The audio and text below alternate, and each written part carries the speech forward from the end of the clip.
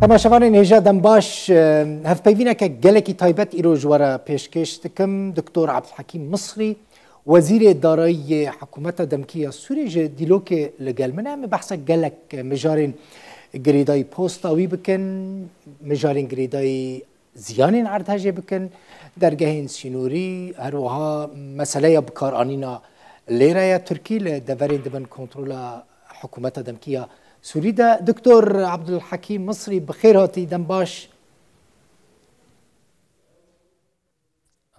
Silav û rêz dema we û hemû bînerên we baş be. Belê. Doktor, min destpêkê hez kir bizanibim ziyanên maddî yên erdhejê çi qas bûn? Yani erdheja ku li Sûriyê li deverên dibin kontrola Hikûmeta Demkî ya Sûrî de çi bûn? Hejmara şehîdan gihiştiye derdûra 4000 şehîdan yan jî bêhtir. Birîndar jî derdûra 8000 birîndaran bû. Ziyanên madî abahiyan jî gihiştiye 1205 mal bi awayekî giştî ziyan gihiştiye wan. Derdûra 10,000 malan jî bi awayekê beşî ziyan gihiştiye wan. Dezgehên giştî jî hene bi awayekî gelek ziyan gihiştiye wan. Weke dibistan û bîrên avê û hinek rê û hin saziyên giştî. Ev ziyanên ku bi giştî hebûn. Hûn dikarin texmîn bikin Doktor Abdulhekîm, ziyanên maddî çi qas bûn meselen, bi çi qasî tê texmîn kirin? Bi çi qas dolar tê texmîn kirin? Helbet komîte hatin damezrandin û hêj karên xwe bi dawî nebûn. Komîteyek ji Wezareta Rêveberiya Xwecihî û xizmetguzariyê hate damezrandin. Li gel sendîka endazyaran û kesên pispor ji bo nirxandina ziyanan. Vê komîte bi awayekê beşî ziyan texmîn kirin.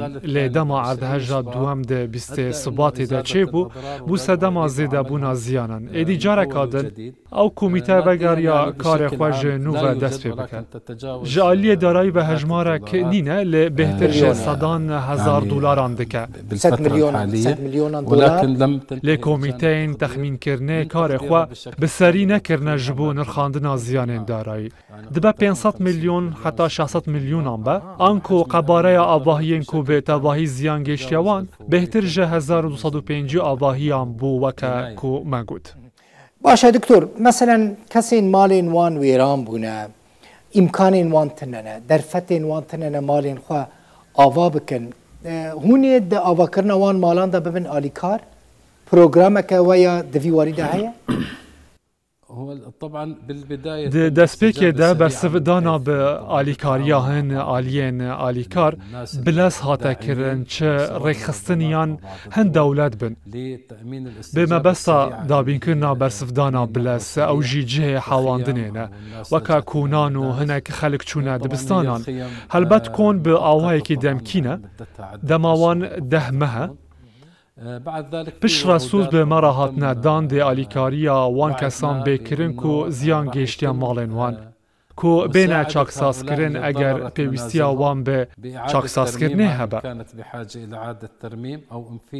Her wa alîkariya kesên ku malên wan bi awayekî giştî ziyan gihiştiya wan. Ev yek jî piştî cêgîrbûna rewşê dibe, ji ber ku heta niha paşlers hene. Dawîtirîn ji wan êvara pêncê sê bû, bihêz bû.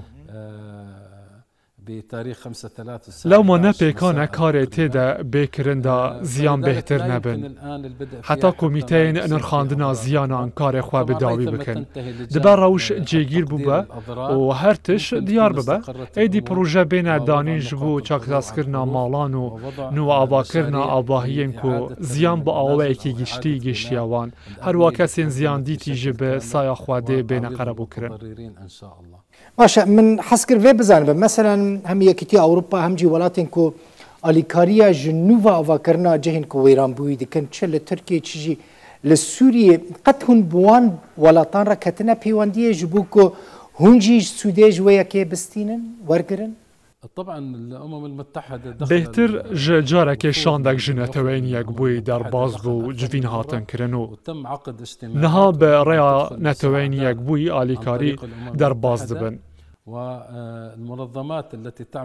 ڕێکخستنên سەر بە نەتەوەین یەکبووی ژی بە ئاوایەکی ڕۆژانە دەربازی ناوچەیە دەبن ji بۆ نرخاندنا زیانان. وان سوزدا بوو حکوومەتا دەمکیە سووریەک و ئالیکاریە زیاندیتیان بکن و ماڵên وان چاکساز بکەن. لە حتا لێکۆلینا وان ژێرە ئامادە بە دووژی تیما نەتەوەین یەکبووی دەرباز بوو گەراوبێ لە باژارە جندرێسێ بوو. باشە جندرێس زیانە هەری مەزندی داردهژە شەشێ شوباتێدا هەمە ئەو باژارە تەمامی وێران بوو خەلکێ وی باژاری چوونەها لە گوندان بجیبوون بەشێک جوان چوونە ئەفرینێ وە لیستەیەک دەرخستیە وە ناو دیارکردنە ماڵ دیارکردنە کی به ورن قربو کرن هونی چاوان کسان قربو بکن. کۆمیتەیەکە نابەندی لە وەزارەتە ڕێبەبەریە خواجهەیی هاتیە دامەزراندن لە هەر ناوچەیەکێک و زیان لێبوونە کۆمیتەین لایەکیژی هەنە ئەف کۆمیتە وێ بنرخینە و لیستەکێ بناوێن هەموو وان کەسان دەینەک و زیان گەیشتیاوان چ ماڵا خواژ دەستدا بە چ کەسێک ژ ماڵباتە خواژ دەست دەبە چه سامانên wî yên bazirganî hebû bin û ji dest dabin hemû dê bêne nirxandin û lêkolînek jê re bêkirin. Ji bo qerebûkirina bê xelkê, ev lîste jî demek jê re divê tê pêşbînîkirin xwendina yekem ji nirxandina ziyanan re dibe di dema vê mehê de be pişre wê nirxandina darayî jê re bêkirin û têkeve nava projeyan. Bi saya Xwedê proje dê çend mehan dirêj bike lê niha em kar li ser tiştên bilez dikin ji alîkariya çaksazkirina malên ku bi awayekî sivik ziyan gêştiya wan. Dikarin bizanibin meselen yani li gor texmîna te wê di nava çend mehan da ew lîste amade bibe wê qerebûkirina xelkê kengî dest pê bike? Li gorî plana ku hatiye danîn di dema şeş mehan de dest bi qerebûkirina xelkê bêkirin yan malên wan bêne çaksazkirin bi taybet malên ku bi awayekî gelek ziyan gêştiya wan û pêkane bêne çaksazkirin. Me plan wiha daniye di dema şeş mehan de bi saya Xwedê bi dayî bibe. Doktor ev meseleya erdhejê bû dixwazim warim ser meseleyeke din tu Wezîrê Maliyê ya hikûmeta demkiya Sûrî dikarim bizanibim Doktor Abdulhekîm dahata we ya aborî çi ye ji ku tê? Dahatên hikûmetê tenê beşek ji dahatên deriyên sunûriyên legel Tirkiye ne. Ew jî weke mûçe li ser artêşa niştîmanî tê dabeşkirin. Xerciyên encûmenên xwecehî û hinek proje û hinek xerciyên din ji bilî wan dahat nînin. Heta na hikûmet bacê ji xelkê nastîne ji ber ku dahata xelkê dîne da bacê bidin. Êdî take dahat ew e risûmên gûmirkî ne li deriyên sunûriyên legel Tirkiye. مع الحدود التركية. يعني توالات آلیکاریه و ناکن؟ دولت آلیکاریان پێشکەش ناکەن لێ هەن دەولەت هەنە پرۆژیان پێشکەش دەکەن وەکە میناک سندوقا نو ئاواکردنێ دبە پرۆژەیە نەخۆشخانەیەکە یان پرۆژەیە ئالیکاریە ئارد پرۆژەیە ئاڤڕێژینێ پرۆژەیە توورە کارە بێ پێشکەش بکە هەژمارەکە پرۆژە پێشکەش دکە و ئەو ژی جێبەجێ دکە کەرەستەین وێیەن ئەسەرەکە دابین دکە لێپەرەیەن ئامادەکردی ت دەولەت و ت ئالیژی حکوومەتی ڕە پەرە پێشکەش ناکەن. باشە چەند کارمەندên حکوومەتە دەمکیە ئۆپۆزیسیۆنە سووریا هەنە چەند کەس لە جەمە کار دەکەن؟ هەژمارە کارمەندên li nava wezarətên حکوومەtê kar dikin derdûra 220 fermanberan e. Li encûmenên xwecehî li perwerdeyê û li tenduristiyê jî fermanber hene. Hejmara wan bi hezaran e tevî artêşa niştîmanî. Yani reqemeke diyartine mesela tebe bêjî ev qas 1000 kes لجم حکومت دمکی کار دکن؟ نه هجمارکا دیارکرینینه جبرکو با آوایی که بردام تی گوهرتن و نجیگیره تبی ارتشا اجتماعی دبه در دورا 70,000 حتی 75,000 کسی بن جمع مستایان و بشه تندرستی و ارتشا اجتماعی جيش وطني. معاش وان چاوه دکتور موچه؟ طبعا تختلف. جی کرتکی حتی کرتکی دنت گوهرتن موچه جدایه.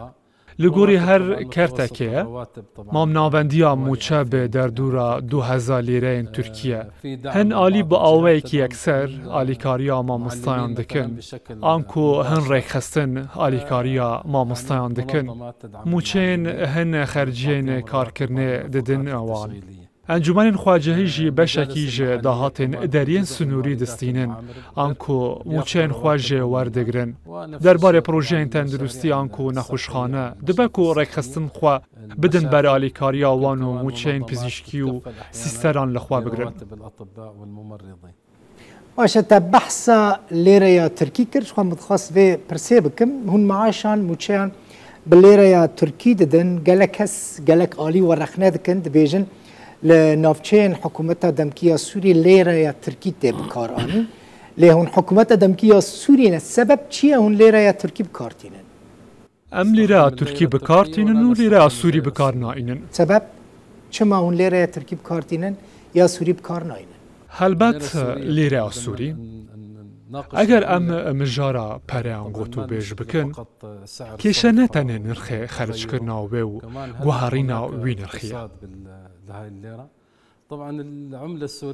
لبله آبوریک به ویلی ری رهیه هلبت پرین سوری کار و آکارن خواج دست دانه کو بهانه که دانستاندنا داراییه لأوتنه بهانه که دانستاندنه تنه لنافچین رژیمه او پره نما گنجینه خودی بهایه جبرکو نما تکه سه پرین خوا بلیره سوری هلگیره جبرکو بهای خواج دست دانه برهما خواجهی لجمع رژیم نینه نها برهما ویا خواجهی ده باشترین نرخاندن آنده بهتر جه 20 میلیارد دلاریه پشتی کو 6 میلیارد دلار بود ده دست پیکا شورا شده سال 2011 و 2012 اف 20 میلیارد جه انجام برهما که خواجهی یا خدمت گزاری یا کارن فرمانبران بود دزگین حکومت رژیمه او جی کریا جنین خواده کارن مالانه آنکو برهما که راستقینه لجمع نینه چاندنی تک چیه؟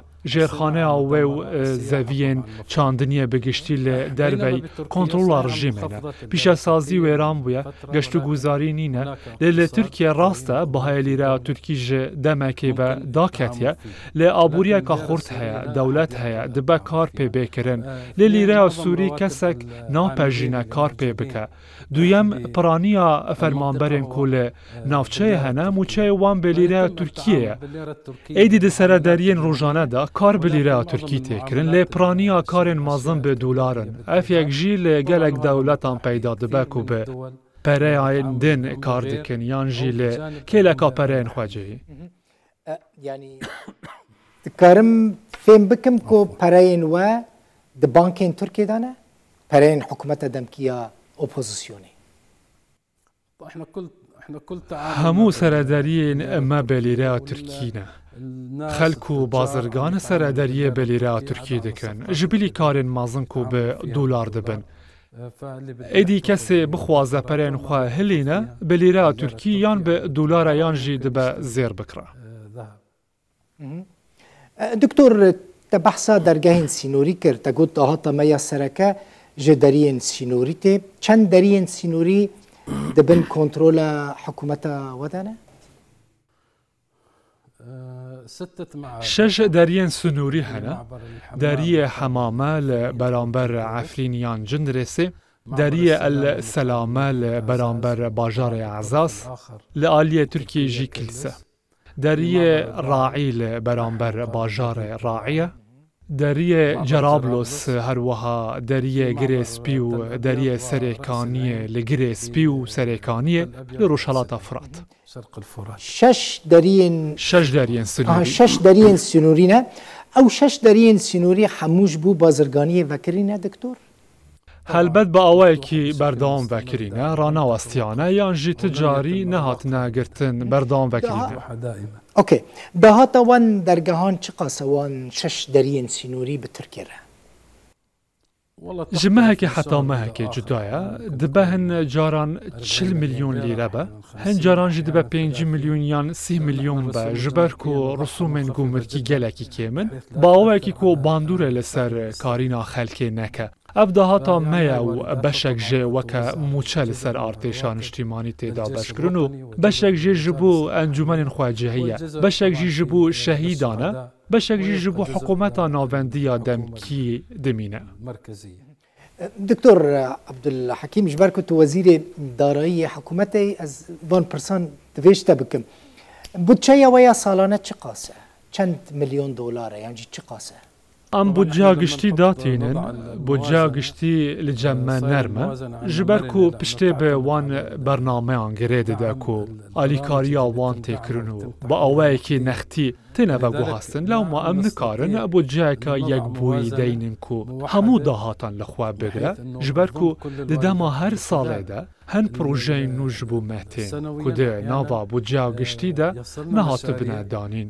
Êdî em neçar dibin wan daxin nava budceyê helbet em wan derdixînin û jimêriyariyê jê re dikin. Ku têçûya wê weke dahata çiqasa û pişra tê pesendkirin ji bo projeyan. Lê bi praktîkî ew pere nakevin sindoqa hikûmetê ji ber ku ew weke projeyên yekser têne cêbecêkirin. Lewma jî niha zehmet e em budceyeka giştî deynin ku pere têde diyar bin û em li ser birê veherin. Ew jî bi sedema rewşa ku navçe û hikûmetê de dijîn. Tu bazirganiya we li gel rêveberiya Xweser yan jî hikûmeta Sûriyê tune ye? Eger derfet hebe pirsê Ez kir bizanim meselen danûstandina we li gel rêveberiya Xweser duwarê bazirganî û aborî da li gel îdara zatî yan jî li gel hikûmeta Sûriyê ji ber ku hûn ser sînorê îdara zatî ne li aliyekî rêveberiya Xweser li alî din jî hûn ser sînorê hikûmeta Sûriyê ne. Dibe li gel rêveberiya Xweser hinek derîvekirî hebin, birêya wan pevguhartina bazirganî tê kirin. Lê di navbera bazirganan de bi awayekî yekser bi bê destêwerdan ji hikûmetê. Min hez kir pirseke din bikim pirseke gelekî giring e Kurd dixwazin bersiva vê pirsê bizanibin. Doktor Zeyta Efrînê li derve taybetî li Ewropa li bazarên Almanya li bazarên İspanya weke malê Tirkiye tê firotin weke ku zeyta Tirkiye be tê firotin. Dil ser vê yekê çi dibêjî? Tu dizanî danpêdan bi dezgehên şoreşên li navçeyên rizgarkirî danpêdaneka siyasî û nedanpêdaneka yasayî ye. Lewma danpêdan bi cihê çêkirina berheman nayê nekirin. Helbet wê hinardekirina wê bi awayekî be ji bo Tirkiye û Tirkiye bawernameya cihê çêkirina wan berheman naxwaze. Ku ji navçeyên rizgarkirî bêne veguhastin bû Tirkiye û pişra dibe ew berhem bêne hinardekirin, êdî neçar dibin li ser dayînan ku ew berhem Tirkî ne. Ne tenê zeyt lê belê hemû keresteyên ku ji Sûriyê têne hinardekirin ji ber ku dewlet dan bi balgehên dezgehên şoreşê nakin. Baş evaya ne yani ne heqiyeke ji bo وان برهمین کل دورین مثلا روجاوای کورسانی دردکوه یا جیل دورین مثلا چه لعزازه چه جیل لجرابلوسیه لبابیه وکن نمونه كوبنافي تركيا او برهم ورم فروتن هو تمام هو لو الدول اگر دولت دام به بالگین حکومتا دمکی بینن یان جی بالگین چه دزگه یان آلیه که لی نافچین رزگار کری کارد بوی آوایی نهان نبهاتا کرن لی جنه چاری و جبو او برهم بینه هنارده کرن ام وی که دبینن کو هیسانکاری جبو هنارده کرنا برهمان جبر کو گازنان جفروتنا برهم تینه کرن ایدی پیویست ریگ بیدیتن جبو فروتنا برهمان مثلا قال لك فابريقه قال لك شركات مزن ين سوريا بطيبتين حلب نهال عين تابينه لدفرين دنيين تركيا الباكوري كردستان كار دكن هون قد بالتقى وهي اليكاريا خودين وان جهان وان فابريقين مزن دكن کۆمپانیایان سووریان لە تورکیایە ئەو لە تورکیا خوادی وڵاتن و ژبەر و وڵات ژە تورکیا وەردەگرن هەلبەت ناردەکردن ناوان بەرهەمان وێ بە ناوێ تورکیە بە ژبەر و بەرهەم لەسەر زەڤین تورکیەنە ئەڤژی تشتێکی ئاساییە چ لە تورکیە بە یان لە وڵاتێکی دن بە بازرگانان ژیت ئالیکاری ژمە ناخواستیادا و ئەم ئالیکاریەوان بکەن ژبەر و هەلبەت کاروبارên وان بڕێبە دەچن لە ئەگەر چ ئالیکاریان تشتێک ژوان را پێویست بە دبەک و حکوومەتا دەمکی کاری جوان را پیشکش بکە لە ئەس گومان دکم نەگەلێکی پێویستیاوان بە ئالیکاریان هەبە ژبەر و کەسی وڵاتێ وەربگرە کاروبارên وی بڕێوە دەچن قد پروژین وهنا پروژین وین مزن ین ئابووری لە دەڤەرین حکوومەتە دەمکیە سووری لە ناوچەوەمە هەفت ناوچەیان پیشەسازیە هەنە هەژمارێک ژە پروژین مەزن ژە هەنە پروژەیە چیمەنتو هەیە پروژەیە ئسفلتێ هەیە پروژەیە تورکێن دەخلودانان هەیە کارگەهێن بچووکشی هەنە کارگەهێن پێلاوان کارگەهێن داگرتنا ئاوێ کارگەهێن بزمارێن هەستنی gelek kargehên pêlavan hene kargehên firneyên malan û firneyên xazê hene gelek pîşasazî hene lê piraniya wan biçûk in lê tenê hinek projeyên mezin hene her wiha kargeheka dermanan heye û niha kargeheka dermanan tê damezrandin jî kargeheka dermanên vîterneriyê her wiha kargeheka dermanên mirovan ez guman dikim li bajarê Babê tê damezrandin. دكتور مثلا هن نشارن تشتين خو بفروشن تركيا جبر كنت قلت تاني دريه كي وهي وجي تركيا اف مال ارزان ناي كرين يعني تركي يعني بازرگانين تركي ويا كيب كار ناينن خراب كار ناينن مثلا هن مجبورن جبر كو بفروشن ويدري هن يعني دفرين بن كنترول ودا مجبورن ارزان بفروشن مجبورن سرناوي تركي او مال ورا بلاف کرن هون نابینن کد ورده کیماسیه که یعنی مجبوریت که هون ویا کی بکن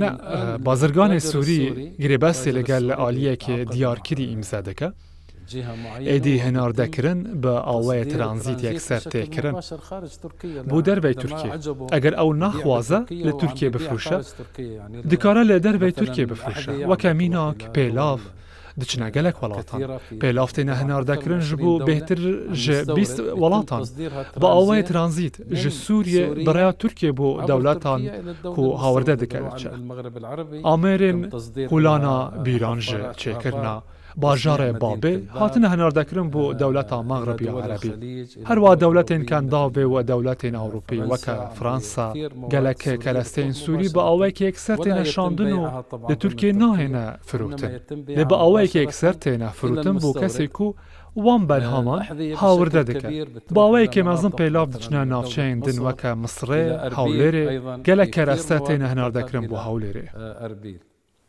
بله گلکی سپاس دکتور عبدالحکیم مصری وزیر دارایی حکومت دمکیه اپوزیسیون سوری ج دیلوکه ج باکوری کردستان الگلموی زور زور سپاس دکتور شكرا لكم سپاس بو وجه تماشاوان نهجاك و تماشاكر حتى هف بيبينا كدن هر دخوشي دبنو بخاطري